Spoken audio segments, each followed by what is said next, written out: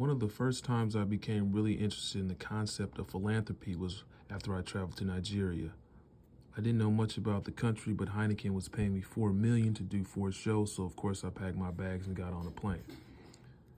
One of the first nights there, I was chilling in my hotel room in Lagos and ordered room service. The hotel brought all this food into my suite, and I was about to dig in when I noticed that the chicken wasn't deveined. Something about that made me queasy. My appetite was spoiled, and I wanted to get out of my room and into some fresh air. Suddenly, an idea popped into my head. I told my road manager, Barry, to grab $15,000 out of our per diem money, put it in a bag, and get a car ready. Once Barry had the cash, I made him downstairs, got in the car, and told the driver, just take us to the hood. I have definitely seen some rough neighborhoods before, but I'd never seen anything as harsh as the neighborhood the driver took us to. Forget about the housing projects where the elevators smell like piss. These people were living in little huts made out of sheets of corrugated metal, no AC, no windows, no running water. If that wasn't bad enough, there was a river of piss and shit running in front of the huts. The Baisley projects in Queens looked like the Four Seasons compared to what these people were living in.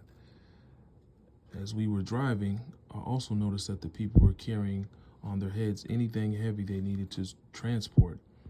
If someone had a 30-pound package they needed to get across town, they weren't calling FedEx. They were getting it up on the top of their domes and walking it across town that way. That sight really blew my mind. At one point, we had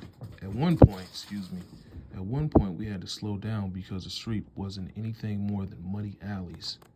Wow. I took some money out of the bag, rolled down the windows, and started handing out 100s to people who came up to the car. Once the folks in the hood realized what was happening,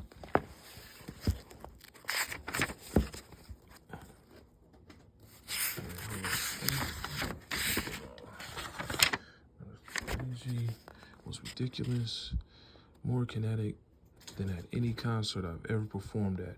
This was a country where picking up an extra 40 might change your life for the next few months, and I was handing out Ben Franklin's like candy at Halloween. Word began to spread that I was throwing money, and by the time I got back to the hotel, there were probably 3,000 or 4,000 people waiting for me. The scene was insane. Even after the money was gone, people just wanted to touch me. Not in a negative or threatening way either. They just wanted to share the energy they were feeling with me. One guy pulled my do-rag off my head so fast that it didn't even knock my baseball cap off. It was incredible. My actions ended up causing a disturbance that we had to cancel the final show of the tour and go home. There were just too many people trying to show up and see if I was going to throw some money their way.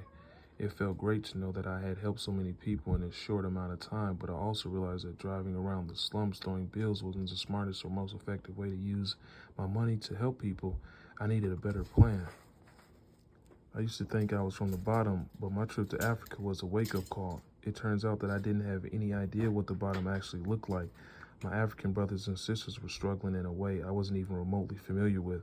People in the hood might not understand this. When I tell them about Africa, they'll tell me, yo, Fifth, we're hungry here, man.